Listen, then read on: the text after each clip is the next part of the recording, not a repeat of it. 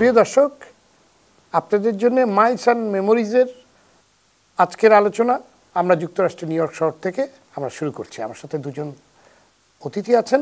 আমার সাথে আছেন জনাব শামসুল আলম বকুল, অভিনেতা ও নির্দেশক, আপনাকে আমন্ত্রণ। এবং আছেন জনাব সুলতান বুখারী, আমাদের অতি প্রিয় থিয়েটার কর্মী কিংবা থিয়েটারের একজন মানুষ আমি বলতে পারি। আপনাকেও আমন্ত্রণ জানাচ্ছি। আমি একই প্রশ্ন আপনাদের দুজনের কাছে রাখবো। বিদেশে কিংবা যুক্তরাষ্ট্রে যে প্রবাস জীবন কবে শুরু করলেন, কিভাবে শুরু করলেন, আপনার অনুভূতি এবং দেশকে কিভাবে মিস করেন? ধন্যবাদ আমাকে আমন্ত্রণ জানানোর জন্য আর টিভিতে। আমি এখানে এসেছি আপনার 2016 মাঝামাঝিতে।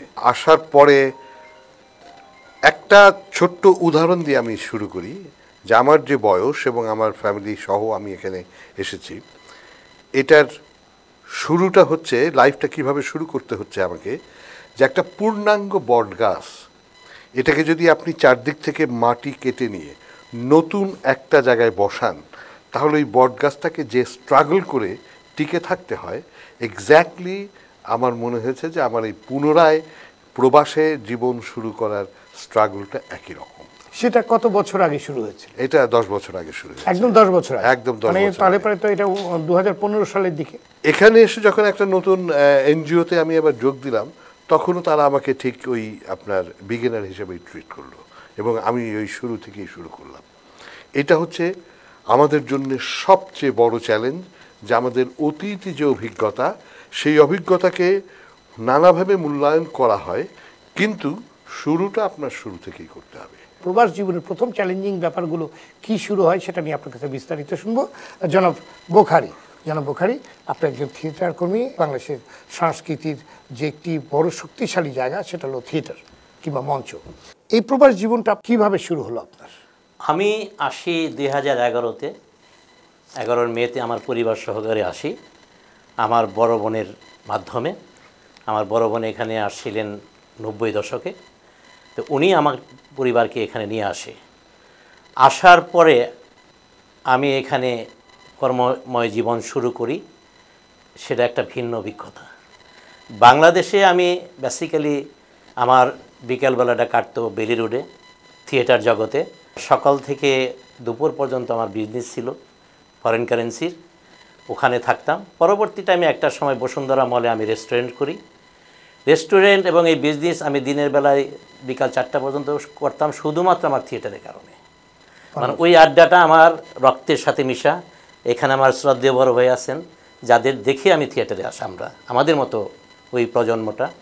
যখন আমি প্রথম মঞ্চ নাটক দেখি, এবং মঞ্চ নাটক এত সুন্দর, এতভাবে করতে পারে, এটা আমাদের ধারণা ছিল না। এই শুরু হইলো আমার মঞ্চের দিকে আগানো। যাই হোক, সেই মঞ্চকে বাদ দিয়ে সেই দেশের মায়াকে ত্যাগ করে যখন এখানে আসলাম, তখন মনে হইলো যে আমি আসলে ত্যাগ করে আসছি।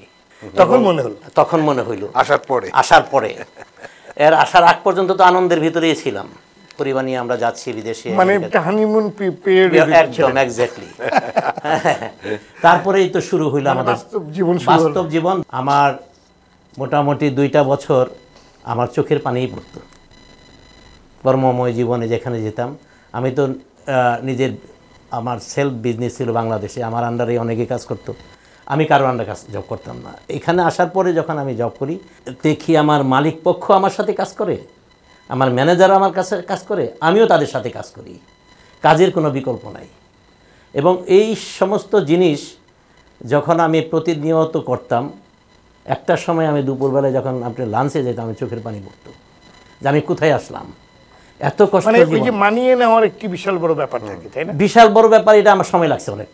আমার মিনিমাম 5-7 বছর লাগছে আমাকে এখানে একদম অ্যাডজাস্ট করার জন্য, নিজেকে অ্যাডাপ্ট করার জন্য। শেষ পর্যন্ত আমার ওয়াইফের দ্বারা আমি এখানে, তো বোঝা যাচ্ছে যে একটা চ্যালেঞ্জিং লাইফই শুরু হয়েছে, একদম যেটাকে বলে সেকেন্ড ইনিংস। একেবারে আমি চ্যালেঞ্জটা নিয়ে আসবো, কারণ কিছুক্ষণ আগে বকুল ভাই চ্যালেঞ্জের কথা বলছিল। আমি বকুল ভাইয়ের কাছে যেতে চাই সেই চ্যালেঞ্জ নিয়ে, যে চ্যালেঞ্জের কথাটি আপনি বলছিলেন যে এখানে শুরু করার একটি চ্যালেঞ্জ। ওই চ্যালেঞ্জগুলো কি কি এবং এই চ্যালেঞ্জগুলো কিভাবে শুরু হয়েছিল? একটা জায়গাতে তো আপনি শুরু করেছিলেন, আমাদেরকে সেই গল্পটা যদি বলেন। প্রথম যে চ্যালেঞ্জটা, সেটা হচ্ছে কালচারাল শক। এই কালচারাল শকটা মেনে নেওয়া, এটা একটা বিশাল চ্যালেঞ্জ। আপনি আপনার অন্য ভাষা, অন্য ইকোনমি, অন্য রাজনীতি, অন্য এনভায়রনমেন্ট, অন্য সংস্কৃতি এর সঙ্গে আপনাকে মানিয়ে নেওয়া, নাম্বার ওয়ান। নাম্বার টু হচ্ছে যখনই আপনি এটা মানাতে যাবেন তখন আপনার ভেতরে নানাবিধ ক্রিয়া প্রতিক্রিয়া ঘটার ফলে একটা বড় কোশ্চেন আপনার নিজের মধ্যে জাগ্রত হবে, সেটা হচ্ছে যে আপনার আইডেন্টিটি ক্রাইসিস।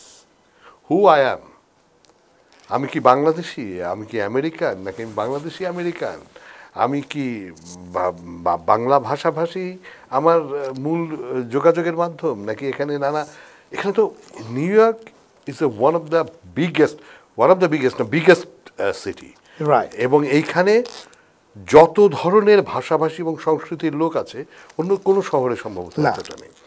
এই যে হ্যাঁ, এই যে কালচারাল শক এবং এই যে আইডেন্টিটির ক্রাইসিস, এইটাতে আপনি দেখবেন কম বেশি সবাই ভুগছে, বিশেষ করে প্রবাসীরা।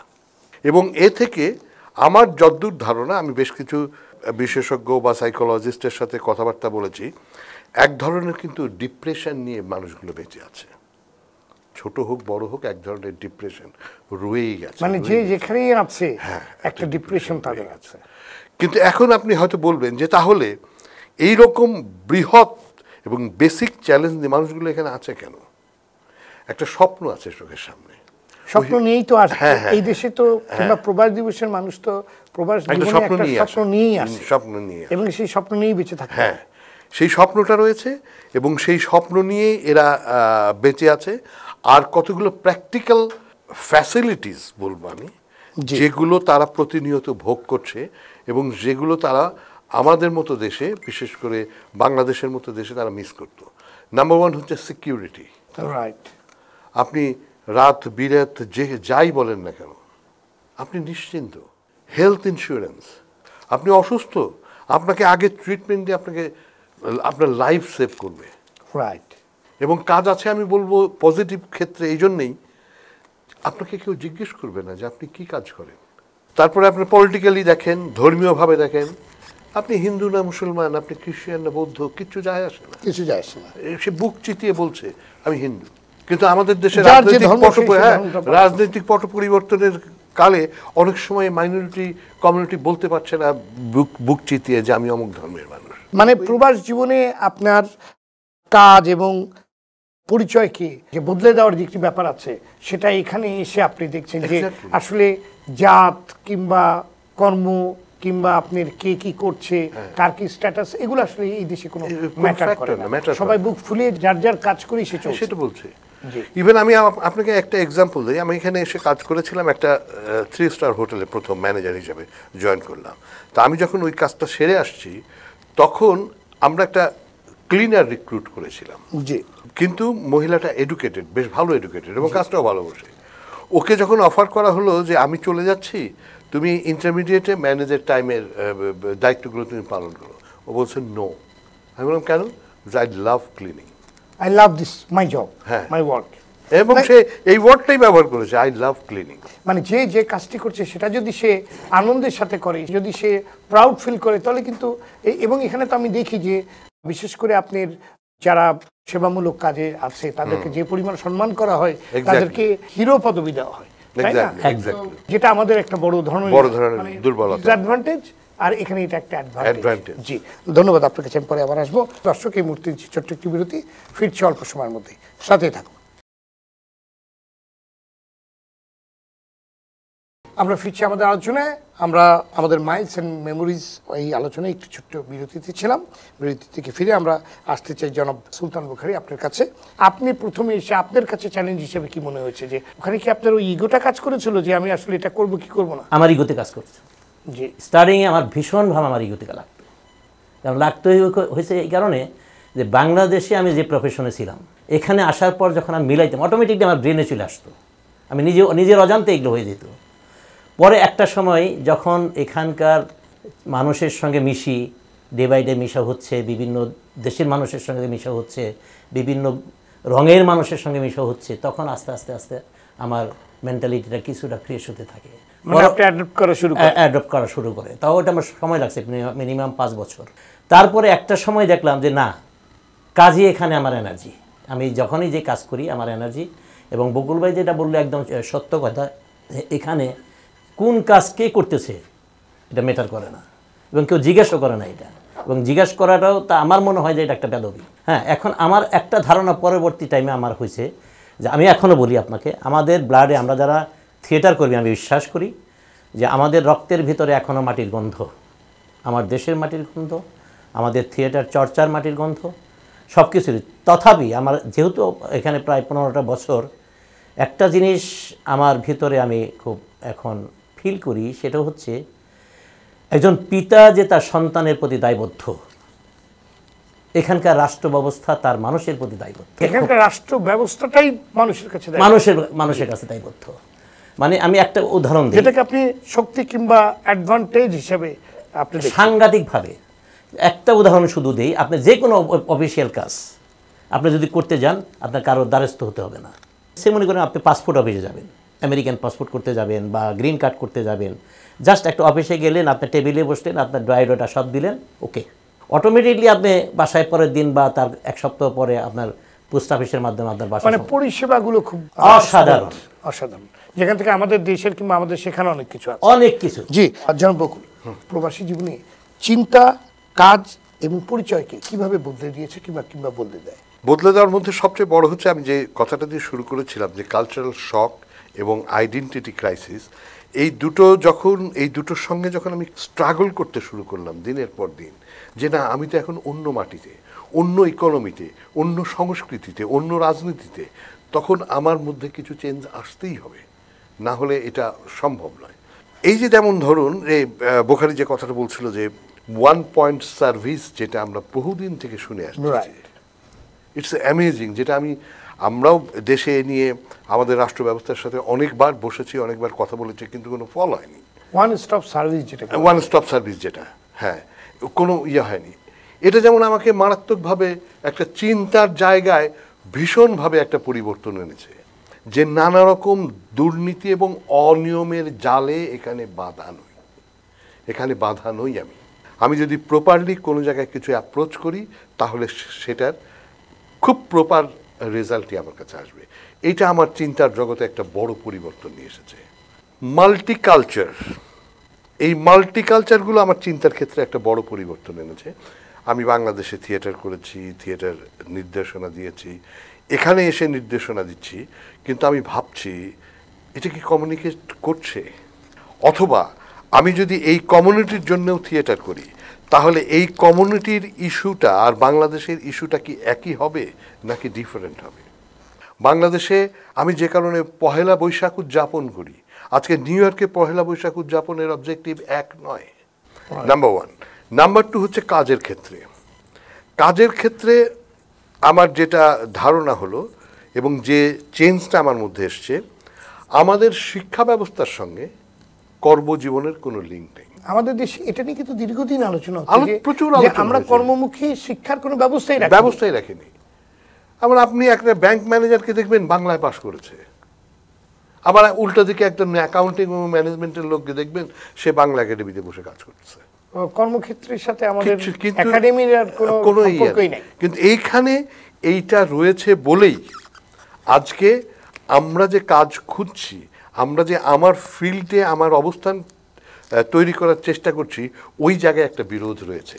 যে কারণেই এখানে যদি আপনি আপনার ফিল্ডে কাজ করতে হন, তাহলে আপনার সেই ফিল্ডের এডুকেশনটাকে আপনাকে অর্জন করতে হবে, এবং যেটা একটা বড় রকম করছে। আর একটা জিনিস, শিক্ষা ব্যবস্থা এবং কর্ম, এই যে ধারণা, এই ধারণার একটা বড় পরিবর্তন হচ্ছে এখানে এসে মনে হয়। এই বিষয়টি আমি আরেকটু বিস্তারিত আপনার কাছে শুনতে চাই, পরবর্তীতে আপনার কাছে শুনবো। জনাব সুলতান বুখারী, যুক্তরাষ্ট্রে বাংলাদেশি ডায়াসপোরা অর্থনৈতিক, সাংস্কৃতিক এই সেক্টরগুলোতে কি ধরনের অবদান রাখছে কিংবা অবদান রাখার এখানে কি সুযোগ রয়েছে? কারণ আমি 2011-তে আসার পরে আমার দেশীয় সংস্কৃতির যে চর্চাটা এখানে দেখছি, তখন যে আমাদের বাংলাদেশের সঙ্গীত চর্চায় বলেন, আবৃত্তি বলেন, থিয়েটার বলেন, গানের চর্চা, তখন সংখ্যা খুব কম ছিল এবং ওই ধরনের গুণীজনের লোকজনের অভাব ছিল। কিন্তু এখন এই 2025-এ আমরা নিউ ইয়র্কবাসী, আমি মনে করি ভাগ্যবান যে বাংলাদেশের অনেক গুণী ব্যক্তি এখন আমাদের নিউ ইয়র্কে, যে নতুন প্রজন্মকে তারা শিক্ষা দিতে পারবে এবং দিচ্ছেও তারা। যার ফলে আগে যে থিয়েটারটা আমরা করতাম এখন করলাম অনেক চেঞ্জ। নিউ ইয়র্কের থিয়েটার, বাংলা থিয়েটার বিশেষ করে বকুল ভাই যে থিয়েটারগুলি একেবারে আমাদের বেলের আদরে। তৌকির ভাই যে নাটকটা করলো তীর্থযাত্রী, অসম্ভব সুন্দর এবং বিগ কাস্টিংয়ের। আপনার পাখি ভাই, খায়রুল ইসলাম পাখি ভাই যে নাটকটা করলো পেন্ডুলাম, খুবই সুন্দর নাটক। টোটাল এই প্রোডাকশনগুলি, এদিক দিয়ে আমি বলবো যে থিয়েটারের বেশ কিছু ভালো কর্মী আপনারা এখানে পেয়েছেন অনেক, এবং বৃদ্ধি পাচ্ছে ডে বাই ডে, এবং দর্শকও এই চর্চাগুলো এখানে হচ্ছে। শুধুমাত্র থিয়েটার চর্চা কিন্তু তা না, জি সবগুলি। আহাকাম্বের মতো লোক করলাম এখন নিউ ইয়র্কে আবৃত্তি শিল্পী। সে এরকম অনেক ভালো ভালো আবৃত্তি শিল্পী এখন আছে, যাদের থেকে অন্তত এই নতুন প্রজন্মগুলো, আমাদের পাওয়ার কিছু এখন নাই, আমাদের দেওয়ার কিছু আছে। আমাদের নতুন প্রজন্মকে কীভাবে বাংলা ভাষাটা, বাংলা সংস্কৃত চর্চাটা তাদের দেওয়া যায়। কারণ আনডাউটলি এখানে তো এখানকার আমেরিকান চর্চার সাথে তাদের জড়িত থাকতেই হবে তাদের ভবিষ্যতের জন্য, কিন্তু পাশাপাশি তো আমার রোষটা ধরতে হবে, শিকড়টাকে দিতে হবে। ওই চিন্তা ভাবনা করলে আমি মনে করি যে আমরা অনেক ভালো আছি। আর একটা কথা আমি বলি, এখন বর্তমান পরিস্থিতিতে আমি অনেক ভাবনায় কথাটা বলি। বাংলাদেশে যখন আমি যাই, আমার থিয়েটার বন্ধুরা, অতীতের যে কলিগগুলো ছিলেন, তারা অনেকে জিজ্ঞাসা করে বুখারী কেমন আছে। আমি একটা জিনিস বলি, এক কথাই বলি যে আমি অনেক ভালো আছি, কিন্তু একটা জিনিস, মূল্যবান জিনিস আমি হারিয়ে ফেলছি। ওরা অবাক বিস্ময়ে আমার দিকে তাকিয়ে থাকে যে আমেরিকার মতো জায়গায় যায় তুমি কি হারিয়ে আছো। স্টেট এক কথাই বলি আমার টেনশন, টেনশনটা আমি হারিয়ে ফেলছি। রাষ্ট্র এই দেশে প্রত্যেকের টেনশনটার অথবা তাদের নিরাপত্তাকে ইনশিওর করে। এক্স্যাক্টলি 100%। আমি ওইটাই বলি যে আমি আমার জীবন থেকে এই জিনিসটা আমি হারিয়ে ফেলছি যখন আমি আমেরিকাতে ঢুকি। কারণ টোটাল ব্যবস্থাপনাটা রাষ্ট্রের আমাদের চিন্তা করা হয়। এমনকি প্রত্যেকটা লোকের এখানে রিটায়ারমেন্ট আছে, প্রত্যেকটা লোকের রিটায়ারমেন্ট আছে, প্রত্যেকটা লোকের। একটা বয়স পরে কারোর কাছে হাত পাততে হবে না। এই যে সিকিউরিটিটা মানুষের, এটা আমাকে অবাক করে দেয়। এই কারণে আমি বলি যে আমি মূল্যবান একটা জিনিস হারিয়ে ফেলছি। জি, ধন্যবাদ আপনাকে জনাব বকুল। প্রবাসীদের পাঠানো রেমিটেন্স, এটা তো বাংলাদেশের জন্য একটি বিশাল বড় ভূমিকা রেখেছে, বাংলাদেশের অর্থনীতিকে সচল রেখেছে বলা যায়। এমনকি আমাদের প্রবাসীকে তো সোনার ছেলে কিংবা অনেক রকম উপাধি দেওয়া হয়, কিন্তু আমরা অনেক ক্ষেত্রে দেখি তাদের অনেক জায়গাতেই আপনার ক্ষোভ আছে, অভিমান আছে। তারপরেও তো আমার দেশকে সবাই আমরা ভালোবাসি, অনেক কিছুর পরেও কিন্তু তার আর্নিংয়ের কিংবা উপার্জনের একটি বড় অংশ তার দেশ পাঠায়। এই যে আপনার রেমিটেন্স, মানে অর্থ দিয়ে যে তারা শুধু বাংলাদেশকে সচল রাখছে অর্থনীতিকে, তা তো নয়।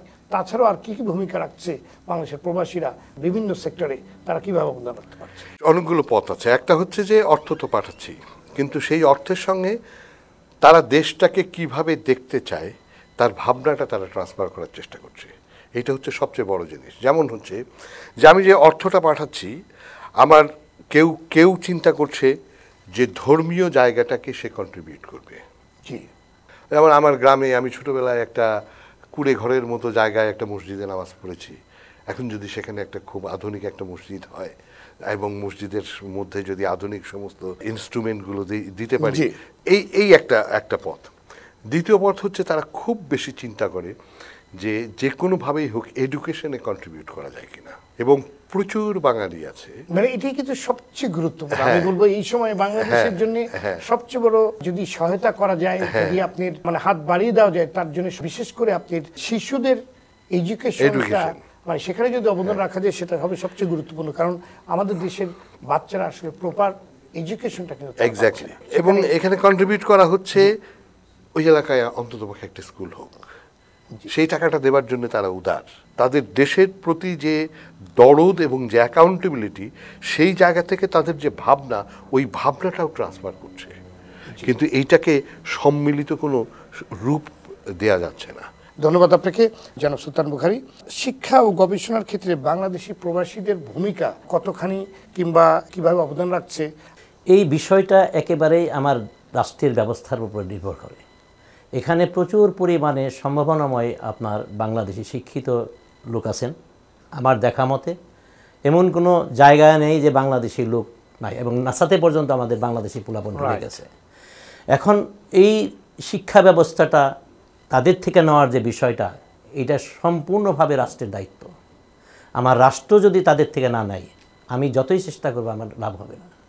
এবং দুঃখজনক ব্যাপার হয়েছে, আমি আমেরিকা না আসলে আমি জানতাম না যে আমার দেশে কত বড় সম্পদ পাচার হয়ে যাচ্ছে। সেটা হচ্ছে মেধাবী। মেধাবী ছিলেন। কি পরিমাণে মেধাবী স্টুডেন্টগুলা ইউনিভার্সিটি গ্র্যাজুয়েশন করা ছেলে পেলে বলেন আপনার এই আমেরিকা চলে আসে শুধুমাত্র নিউ ইয়র্কে। কোনো সমস্যা নাই, আমি তো সেখানে না, আমি ওইটাই বলতেছি। এই মেধাগুলো তো আবার ট্রান্সফরমেশন, মানে তাদেরকে তো আবার ফিরে গিয়ে আমাদেরকে ওই জায়গায় দেখেন দ্বিতীয় বিশ্বযুদ্ধের পরে কিংবা বিশ্বযুদ্ধের পরে যে আপনি যদি জাপানের কথাই বলেন, আপনি যদি কোরিয়ার কথা বলেন, বিভিন্ন দেশগুলোকে তারা কিন্তু প্রথম কাজে লাগিয়েছে, তাদের ছেলে মেয়েদেরকে তারা উন্নত বিশ্বে পাঠিয়েছে, তারা পড়াশোনা করে দেশে ফিরে গেছে এবং একটা ভঙ্গুর একটা ধ্বংসপ্রাপ্ত দেশকে আবার তারা, সবচেয়ে বড় উদাহরণ হলো জাপান। জাপান যেভাবে ঘুরে দাঁড়িয়েছে এবং একটি সভ্যতা শুধু না, ইন্ডাস্ট্রিয়ালাইজেশনের চরম পর্যায়ে তারা দেশকে নিয়ে গেছে। ওইটাই তো আমি আজকে সবচেয়ে ধনী দেশ কাউন্ট করা হয় জাপান। একেবারেই বড় সম্পদ এরা। এখন এদের দায়িত্ব হচ্ছে, কারণ কি তারা ফিরে গেছে এবং তাদেরকে ফিরে নেওয়া হচ্ছে। আপনি বলতে চাচ্ছেন যে সরকার একটু বড় অবদান এখানে রাখার জায়গা রয়েছে। টোটালটাই এই যে মেধাবী ছেলেপেলেগুলো আসে এখানে, তারা বললাম আমার দেখা মতো অন্তত 50% ছেলে মেয়ে তাদের এখানকার লেখাপড়া শেষ করে, বাকিগুলো হয়তো করতে পারে না তাদের ফাইন্যান্সিয়াল কারণে। করে তো একটা অংশ তো করে। তারা কেন যেতে চায় না? ওই 50%-এর 25% যেতে চায় না তারা এখানে। তাদের সেই ব্যবস্থাটা এখানকার রাষ্ট্র করে ফেলায়, আমার রাষ্ট্র তাদের করে না। সেই সম্মানজনক স্থানটা তাদের দেয় না তো এখানে। আপনি দেখেন বাংলাদেশে বকুল ভাই যেটা বললো, সেক্রেটারি লেভেলের যে অবস্থানে থাকার কথা ওই লেভেলে সে না, অন্য লেভেলের লোক আইসা অন্য বসা, এটা তো হবে না। জি, ধন্যবাদ জনাব বকুল। যুক্তরাষ্ট্র বাংলাদেশের কূটনৈতিক সম্পর্ক বৃদ্ধিতে কিংবা কূটনৈতিক সম্পর্ককে আরও ইতিবাচক শক্তিশালী করার জন্য বাংলাদেশি প্রবাসীদের আপনাদের একটা সেতুর মতো কিন্তু একটা ভূমিকা থাকতে পারে, একটা সেতু বন্ধন করা সম্ভব। সেই ভূমিকা রাখতে আপনারা আসলে কি করছেন কিংবা কতখানি সেই ভূমিকাটা রাখতে পারছেন? এটা তো একটা খুবই গুরুত্বপূর্ণ বিষয়। এইটা মানে ভীষণভাবে একটা প্রয়োজনীয় জায়গায় আলোকপাত করেছেন আপনি।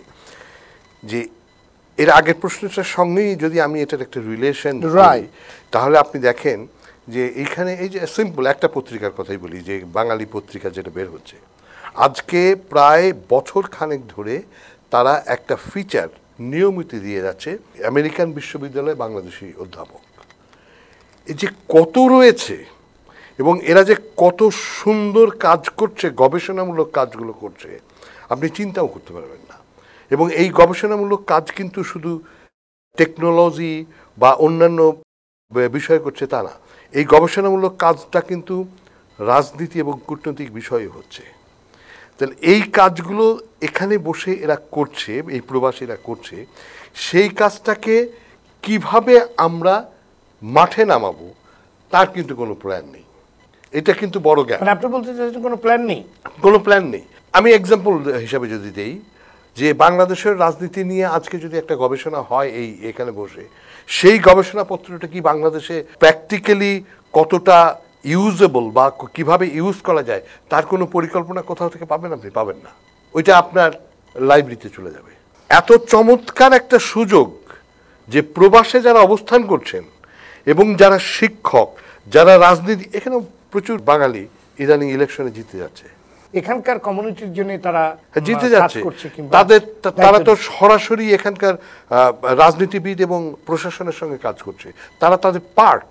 রাইট। তাহলে এই লোকগুলোকে কিভাবে আমরা ইউজ করব এই কূটনৈতিক সম্পর্কটাকে আরো বেশি ডেভেলপ করার জন্য, এটা কিন্তু হচ্ছে না। মানে প্রবাসী যে এক্সপার্টিস, যে স্কিলটা রয়েছে, সেই স্কিলটাকে কূটনৈতিক সম্পর্কের ক্ষেত্রে ব্যবহার করার যথেষ্ট সুযোগ থাকা সত্ত্বেও আমরা সেটা কি করতে পারছি? This is a big question for me also. জি, আমরা আসলে এই বিষয়টি আপনার কাছে শুনতে চাই জনাব বুখারী। যে আলোচনাটা হচ্ছিল যে যুক্তরাষ্ট্র বাংলাদেশের কূটনৈতিক সম্পর্ক বৃদ্ধির ক্ষেত্রে কিভাবে একটা সেতু বন্ধনের মতো কাজ করা যায়, জনাব বকুল খুব সুন্দরভাবে বললেন।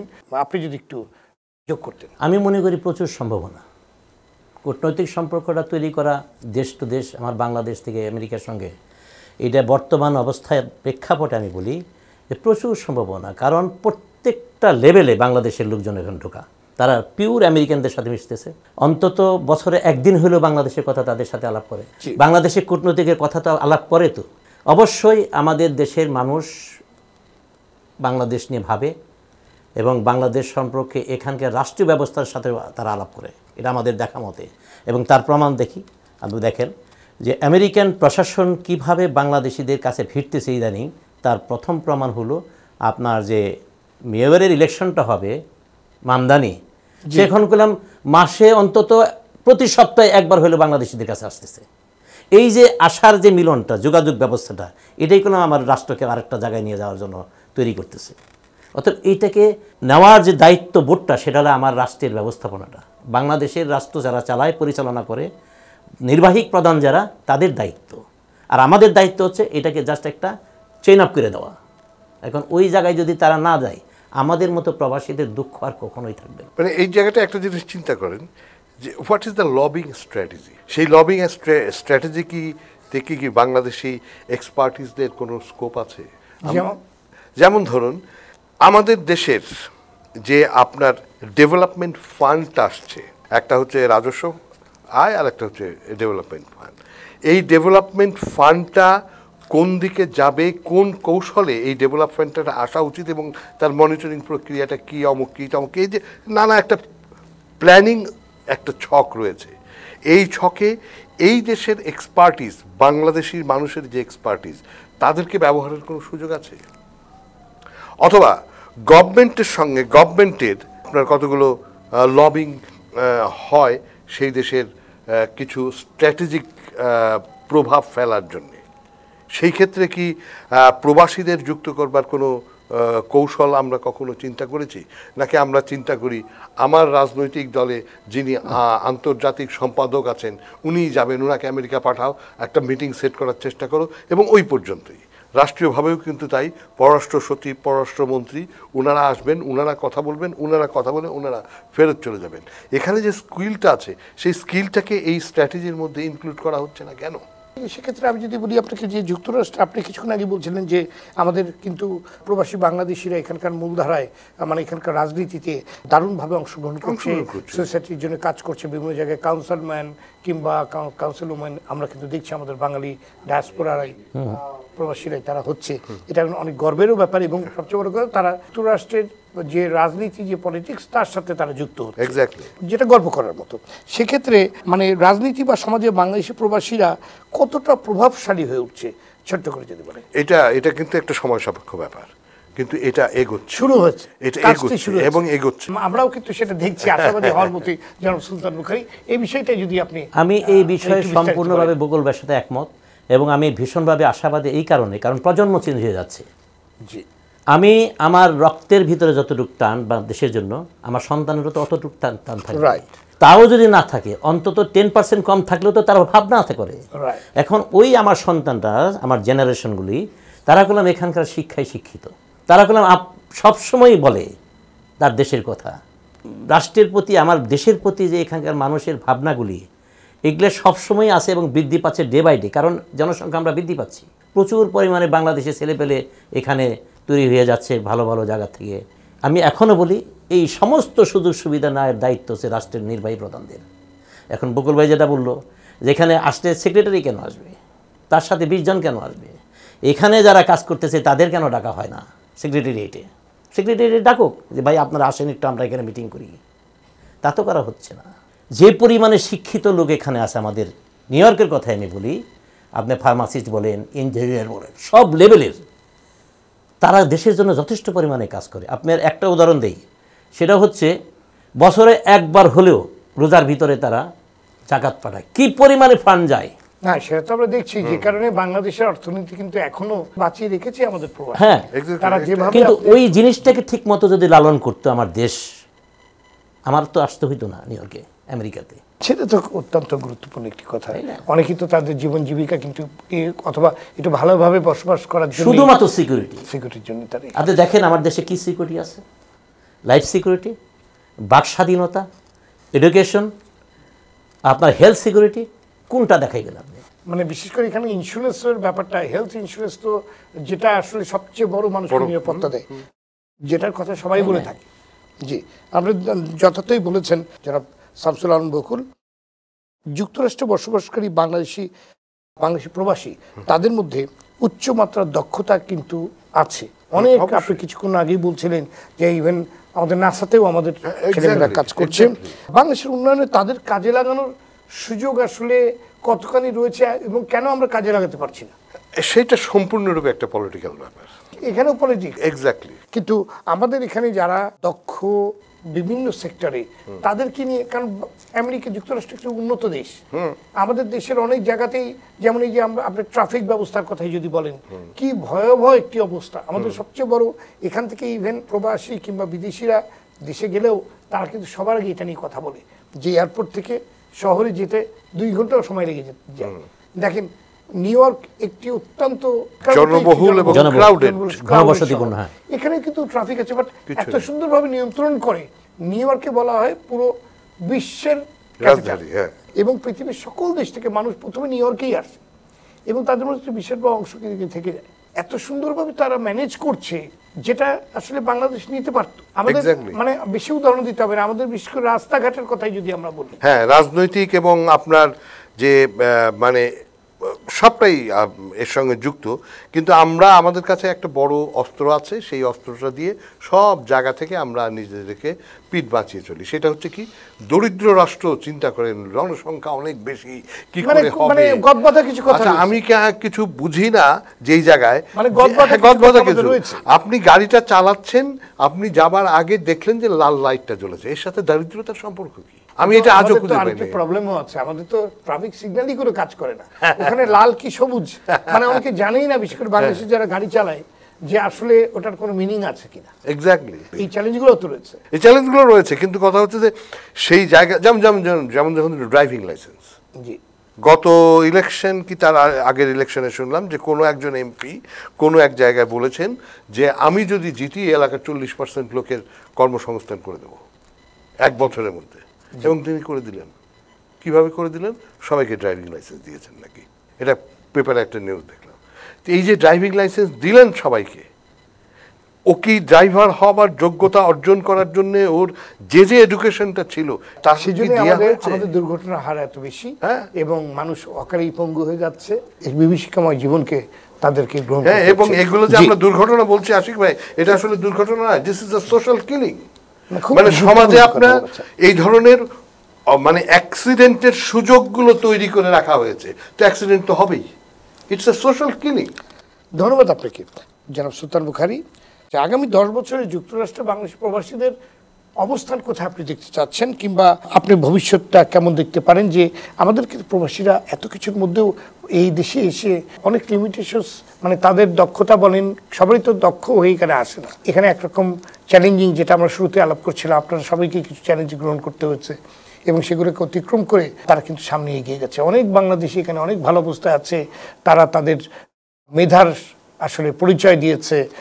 প্রতিযোগিতা এখানে তো অনেক বড় প্রতিযোগিতা, পৃথিবীর সকল দেশের মানুষ এখানে আসে, কেউ গ্রসারি করছে, কেউ ইন্ডাস্ট্রি করছে, কেউ নির্মাণ কাজের সাথে কেউ যুক্ত রয়েছেন। তাদেরকে আসলে আগামী 10 বছর আপনি কোথায় দেখতে চান? যুক্তরাষ্ট্রে যে আমরা যারা প্রবাসী হিসেবে আছি, জি, যারা নবাগত আসতেছে, তাদের 10 বছর পরে আমি মনে করি তাদের ভবিষ্যৎ আরও ভালো। শুধুমাত্র তাদের একটা জিনিস আপনার ঠিকমতো তাদের ভিতরে লালন করতে হবে, সেটা হচ্ছে সততা, নিষ্ঠা আর কর্ম। এর কোনো বিকল্প নেই এখানে।